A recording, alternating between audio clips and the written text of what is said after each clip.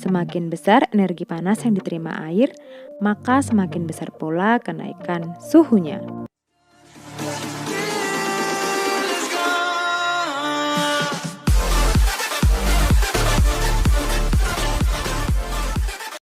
Energi panas atau kalor yang diserap oleh suatu benda dapat mengubah suhu benda tersebut. Sebagai contoh, sewaktu air dipanaskan, air menerima energi panas dari api melalui panci yang mewadahinya. Air menerima energi panas ditandai dengan adanya kenaikan suhu.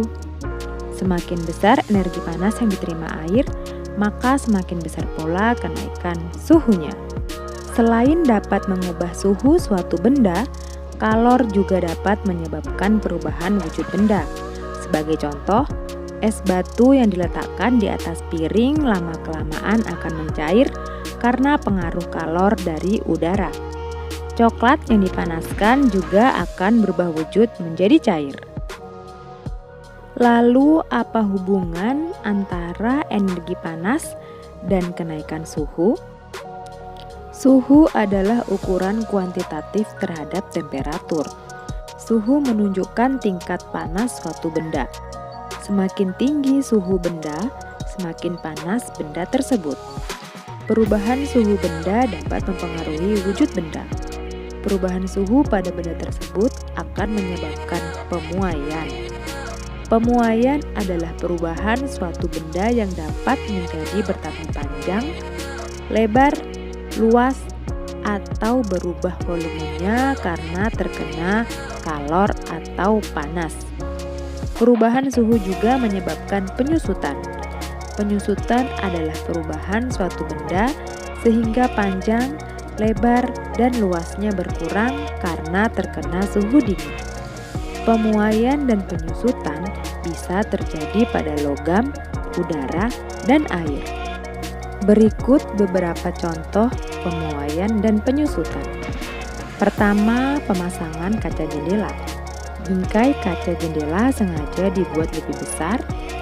Ukuran bingkai yang sengaja dibuat lebih besar ini dimaksudkan untuk memberikan ruang pemuaian kaca saat terkena panas.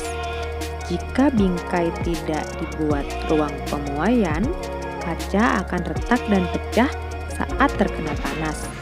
Ruang pemuaian pada bingkai kaca juga dimaksudkan untuk menghindari keretakan kaca saat ada petir atau bunyi keras lainnya.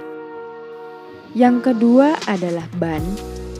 Tahukah jika memompa udara terlalu banyak ke dalam ban sepeda itu berbahaya?